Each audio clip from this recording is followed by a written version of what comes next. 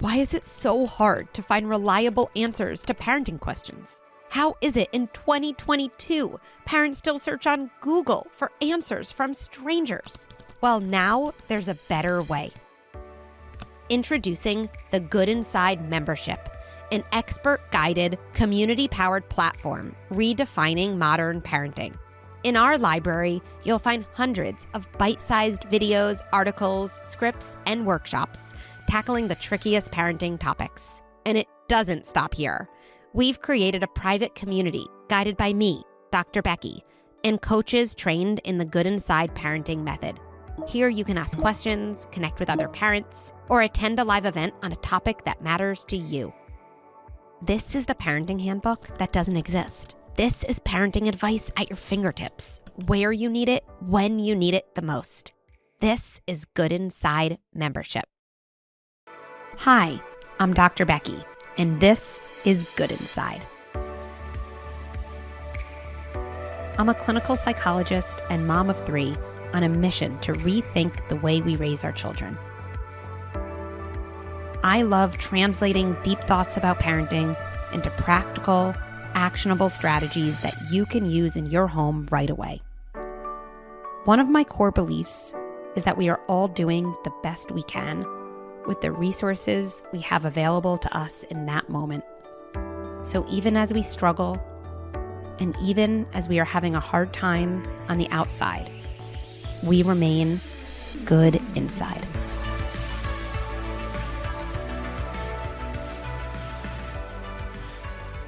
In today's episode, I want to talk about defiance. Now, if you could see me, you'd see that I have defiance in air quotes, because this is a term that I believe often puts us in a mindset where we really struggle to show up as the parent we want to be. What do I mean by that? When I say out loud, my kid's being defiant, my kid has such defiance, what defiant behavior? There is no other way I can feel than disrespected and angry. And I know for me with my kids, when I approach them from a place of interpreting their behavior as disrespect, I never end up having anything productive happen, and I end up feeling really awful about myself after. So nobody wins. Here's a different way to think about defiance, and I'd encourage you to consider this just for a period of time. You don't have to accept it as true, but just consider it because it's a really different framework.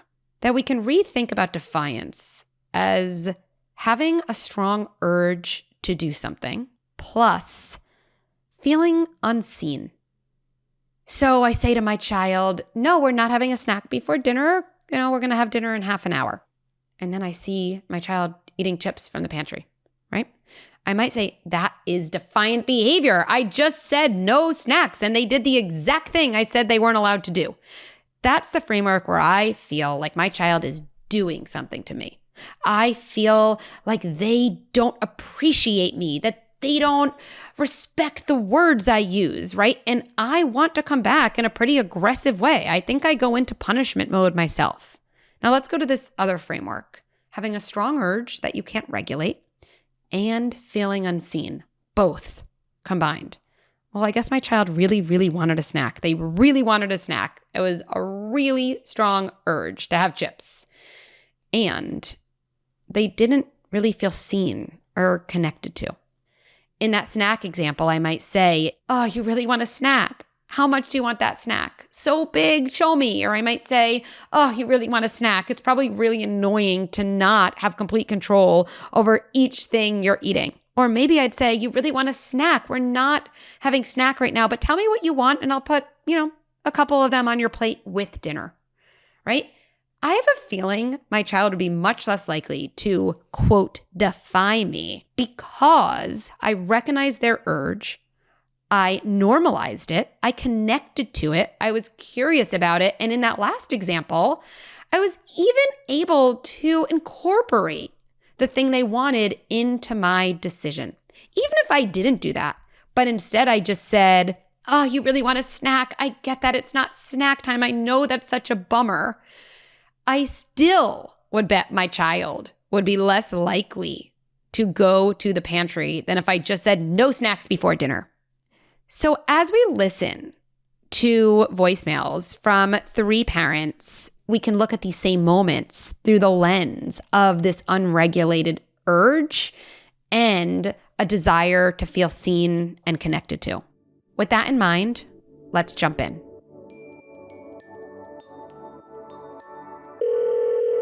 Let's hear from our first caller, Brittany. Hi, Dr. Becky. My name is Brittany. I'm from Northern British Columbia in Canada. I have an 11-year-old, a 5-year-old, and a 2-year-old.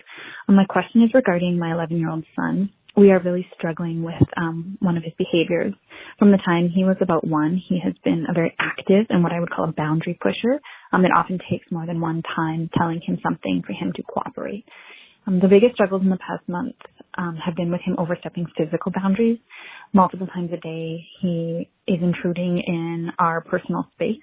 He does this by grabbing in an often hurtful bear hug. He walks by and hits. He will pick up his 2-year-old sister despite her protest and move her around. And he can grab our faces and smushes our cheeks, to name a few. He has always been a very physical kid who seems to need a lot of physical stimulation, but lately it seems as though this has escalated. I try and get in front of him to stop the behavior before it happens, but this is not possible every time. It is happening almost constantly, especially when the attention is diverted from him. A few methods we have tried have been to have lots of cuddle time. We will play wrestle with him. We have implemented an ask before you touch rule, and have tried to reinforce the importance of the word stop, especially when this comes from his siblings and him physically touching them. I have a feeling this behavior is him seeking a connection. However, it doesn't seem to matter how much time and connection we give him. The bucket never seems to be filled, and as soon as our attention is diverted from him, like to one of his siblings, the behaviors start again. I'm really at a loss on how to move forward to help him. I'm hoping that you have some strategies or suggestions we can use to implement to help him regulate. Hi, Brittany.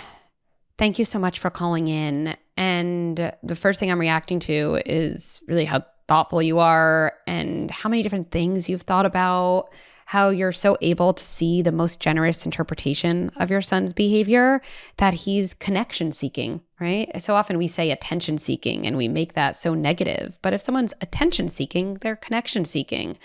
And I love that you see that. Now, what's also true, like you said, is that this behavior is troublesome, right? So we can come up with a generous interpretation of our kids' behavior and still work on whatever the underlying need or issues are because that behavior is problematic. And that's how we're going to proceed today, thinking about holding those two things at once. Okay, a couple ideas. I would love you to practice moments of inhibition with him, right? Inhibition is the ability to have an urge to do something and not act on it. It's hard to inhibit urges. I mean, it's hard for us to inhibit urges. And through the lens of using a generous interpretation, what I would say is when your son wants physical contact with you, he has such a big urge, and his skills to inhibit that urge are not yet a match that leads to success, right? His urge is greater than his skills in a way. So let's work on building the skill of inhibition, right? So how can we do this? You can play all types of games for this. Red light, green light is an amazing game for developing inhibition. And I know your child's 11. We often think about red light, green light for small kids, but if you have a large space, it can actually be a really fun game for big kids because they can actually run. They have to stop. I know in my family, we do purple light is kind of having a dance party. You can make, another color. Orange light means get on the floor and kind of roll around. You can do a couple things, but the point is whenever you say red light, a child has to stop.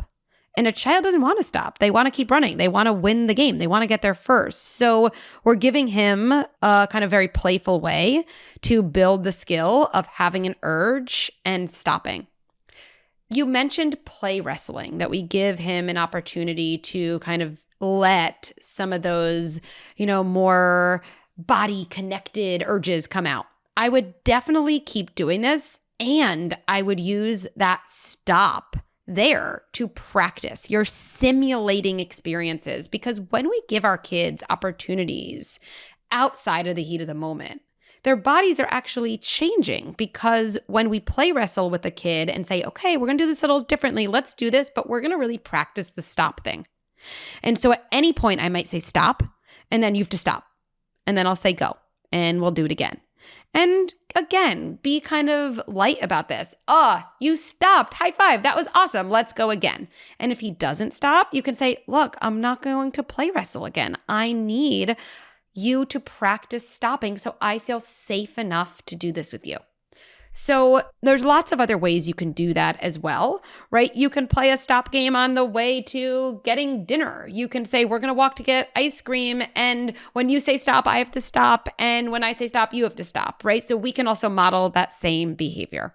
Another thought is he's looking for some physical sensory connection. And we can think about ways. We often have to get creative when we do this. Well, if he can't get that through me, is there anything I could get in my house so he could in some ways meet that need, but do so in a less destructive way?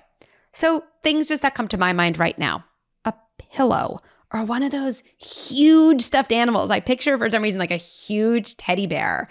And you practice when you want to come to me in this way, and I won't let you do that. Here's something you can do.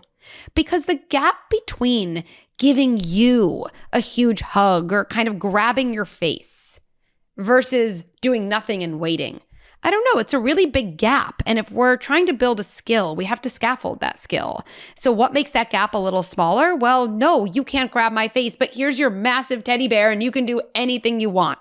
And it's there for that purpose.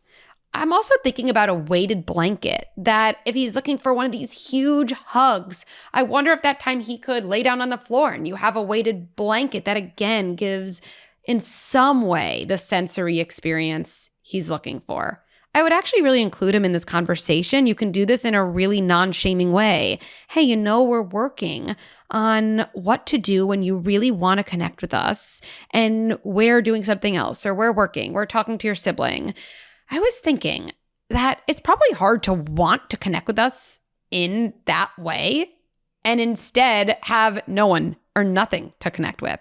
Here are some ideas. What about this huge teddy bear I found online? What about this idea of a weighted blanket? What do you think? Or do you have any ideas as well? And so we're now on the same team as our child. And when we get on the same team as our child around a problematic behavior, the chances of coming up with good ideas skyrocket.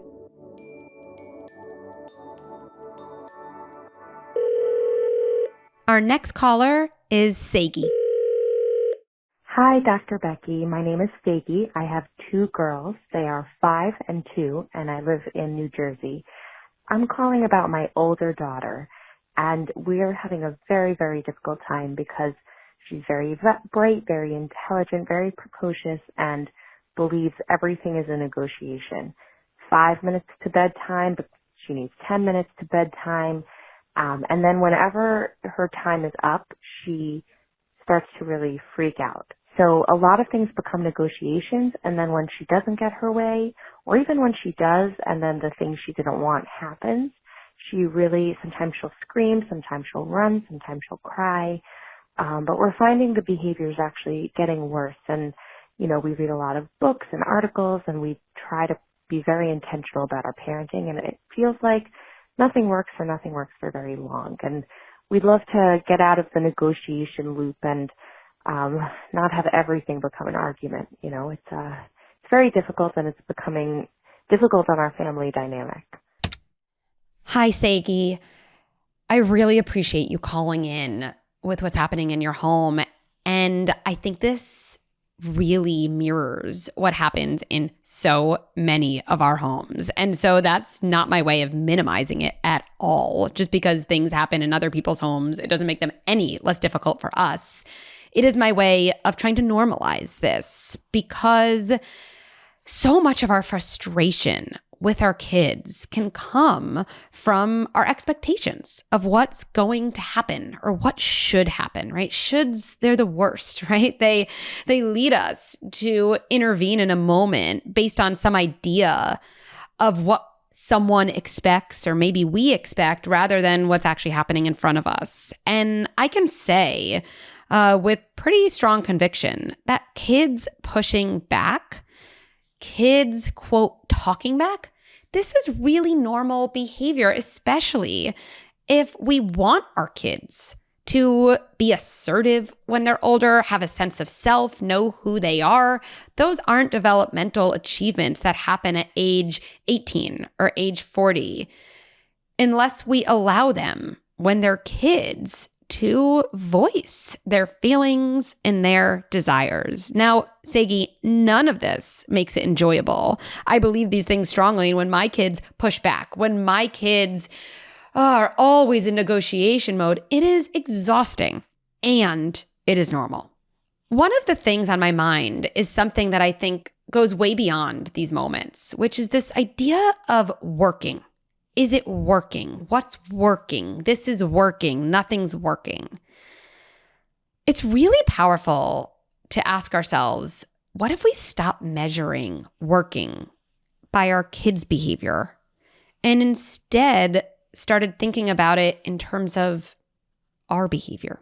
Meaning, my kid might push back. My kid might go into negotiation mode with everything that I decide. How do I want to show up? How regulated do I want to be? What would I need to work on in myself to hear my kids protest, but still hold a boundary? And then we can start looking at that word working. Is it working? It's not working in terms of the things we actually have control over, which is our own approach and our own behavior. Now, that's a general idea. And so let's get more specific, because if I were you, I'd be thinking, okay, I could think about it that way, but still, Dr. Becky, what do I do when these things happen? So let's go over something to do in the moment. And then let's think about something you could do outside of the moment, because it's always the interventions outside of the moment that lead to the most change, because that's when we're calm and our kids are calm and we're most connected. In the moment, you're trying to hold bedtime at, let's say, 7:30 p.m. and your child is protesting and negotiating. Why? My friends stay up till 8 p.m. and you let me stay up till 8 last night, right? They go into negotiation mode. I come back to this idea. My job as a parent is to make decisions, right? Kind of hold boundaries and empathize with my kids' feelings. My kids' job is to experience and express their feelings, because this is how they learn to manage feelings for the rest of their lives. So if I go back to that, my child's protesting for an 8 p.m. bedtime. I might say something like this: sweetie, I hear you. Some of your friends stay up later. There are some nights you stay up later. That's probably so annoying as a kid. There's some nights I get to do things and some nights I don't. And here's the thing. Bedtime is 7:30 tonight. You're allowed to be disappointed. I get that you are. I'm sticking with my decision. Now, what is my child going to do? I don't expect my child to say, wow, mom, you're such a sturdy leader. You're so amazing. No problem. I'll go to bed at 7:30. That has never happened in my house once. My child might continue to protest. But when I go back to, quote, is it working? Well, I was able to hold a boundary. I feel like I did that in a way that was firm and warm, and I feel pretty good about my behavior. At least I would feel good if I actually did that, right? That can leave me with a sense of satisfaction, even if my child protests. And then before I go to bed, I might say, wow, Becky, that was a job well done. Yeah, my kid still protested, but I'm not in the mode of controlling her behavior to feel good about my decisions. Now, what can we do outside the moment? When a kid is in constant negotiation mode, one of the things that tells me is they're really looking for more opportunities to be in control. So I would think across the board, where are places I can really give my child control? Instead of picking out my kid's clothes, can I say, you know what? You're 5. Why don't you pick your own clothes? Wear whatever you want, right? When my child says, oh, I really want to, whatever it is in the morning, I really want to have a bagel instead of having a waffle. I say, you know what? That is something I can do for you. You made that decision. Let's do it, right? I'll kind of overemphasize the idea that my child is making the decision. And then there's the you're in charge game, which does so much for a kid. What's the you're in charge game? It is kind of what it seems like it might be. Tell your child, you know what? Being a kid is hard. You have to do so many things that I tell you to do that you don't want to do. How annoying. For the next 5 minutes, you get to tell me what to do. And here are the rules. I'm going to set a timer. It's for 5 minutes, or you can do it for whatever amount of time makes sense in your family. And I have to do anything you tell me as long as it's safe, it doesn't put anybody in danger, and it doesn't involve food, right? I say that because there are kids who will be like, eat, something that, you really don't want to eat or is too much of a certain item. Now, what's interesting, Saggy, is when I've done this with my kids, I still remember this moment where I was playing this game with my daughter before I had to leave the house and go to work. And she said to me, I want you to change out of that shirt. I don't like that shirt. Let's go to your closet. And she picked out a different shirt. I really didn't like that shirt. I really didn't want to put it on. And I knew at the end of this game I was going to leave and I was in a rush. And so I might not even have time to change. I still really can recall how this feels in my body. I can feel it now. I feel the resistance. I feel actually almost like she was disrespecting me. And thinking about this really helps me with my kids because it lets me in on what it is to be a kid who is often asked to do something that really isn't in line with your priority in the moment or with what you want for yourself.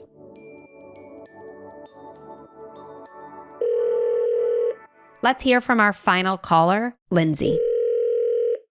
Hi, Dr. Becky. My name is Lindsay. I live in Long Island, New York, and I have a boy who is almost 2.5 and a baby girl who's 6 months old. It's been a cold winter with COVID, and we've been stuck inside, and my son has not had much opportunity to get out and play, and he is extremely active and energetic, which has posed a real problem for us.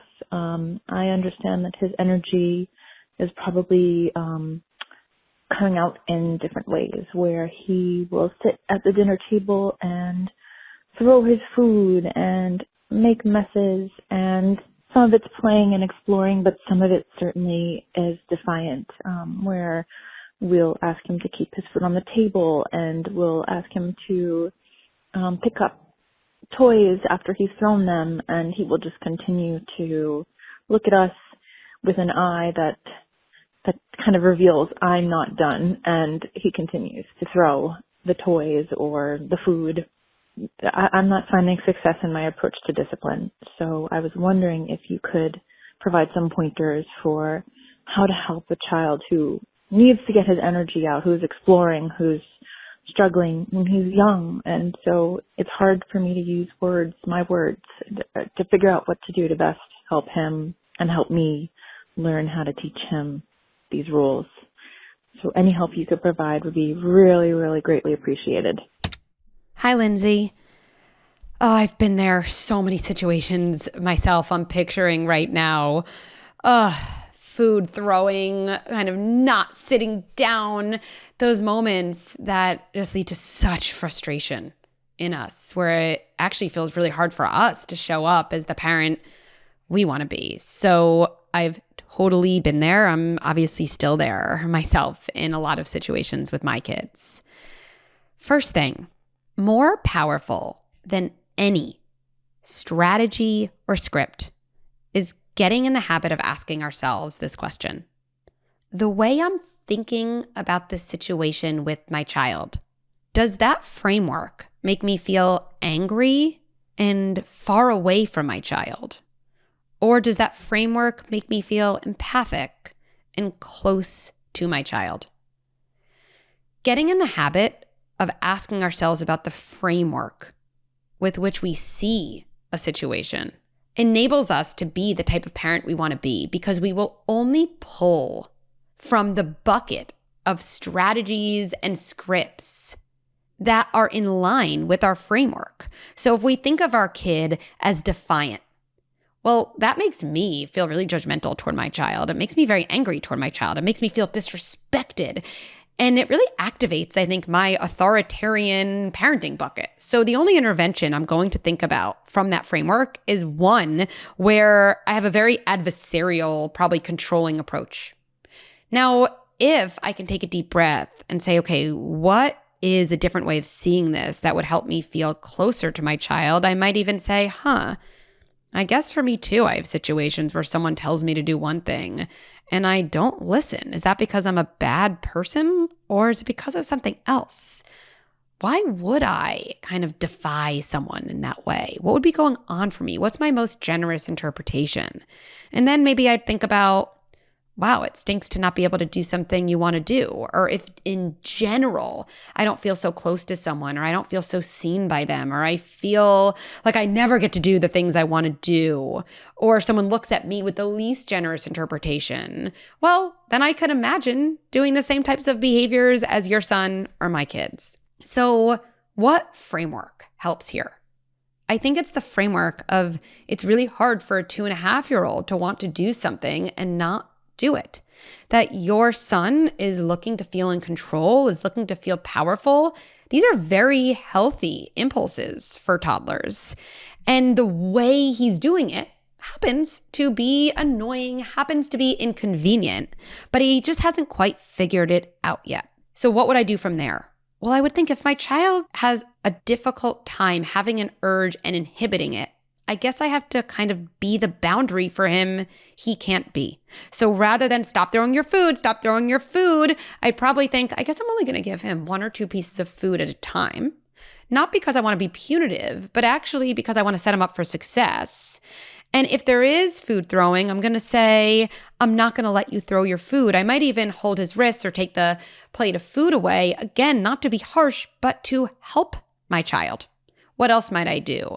I might say, wow, my child really wants to throw and be active. Maybe before we have dinner, I'm going to say, oh, sometimes you want to throw. I'm not going to let you throw your food. You can throw this tissue paper. You can totally throw these softballs. Let's do throwing before we get to the table, because here's what's going to happen.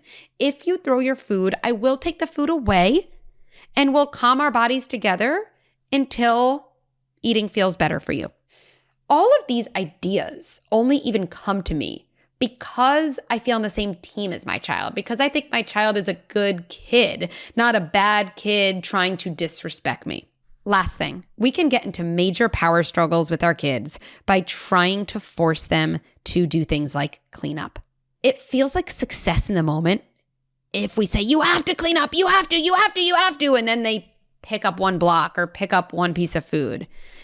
It's really not a win. Because what we're doing is we're prioritizing cleaning up in that moment over connecting and kind of securing our relationship. Kids end up doing things they don't want to do because they feel close to their parents, because they feel good about the state of their relationship. It's the same reason we do things we don't want to do in our relationship. And so actually sometimes the best thing to do is to say something like, hey, it's cleanup time. Let's figure this out. Or it's cleanup time. I wonder if we can put on a song and clean up. And maybe even I'll model having fun while doing it. My child's going to be much more likely to cooperate if I model that behavior than if I try to force them.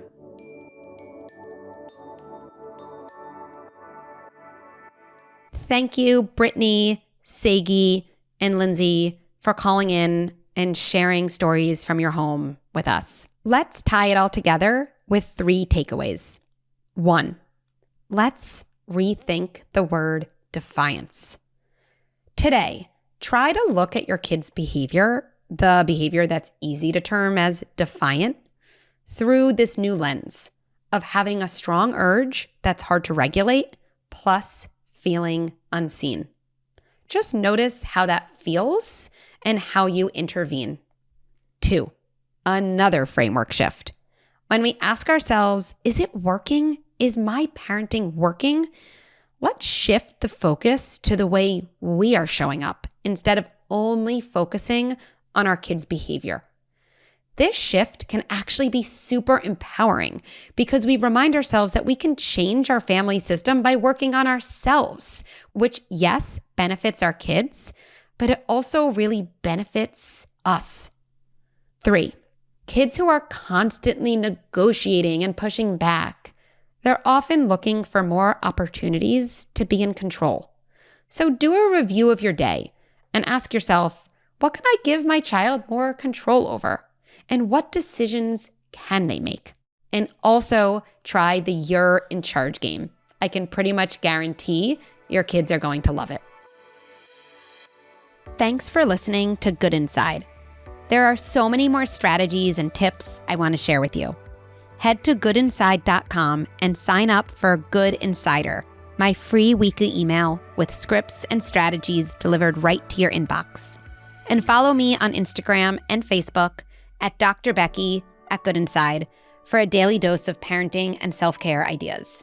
Good Inside with Dr. Becky is produced by Beth Rowe and Marie Cecile Anderson, and executive produced by Erica Belsky and me, Dr. Becky. If you enjoyed this episode, please take a moment to rate and review it, or share this episode with a friend or family member as a way to start an important conversation. Let's end by placing our hands on our hearts and reminding ourselves, even as I struggle, and even as I have a hard time on the outside, I remain good inside.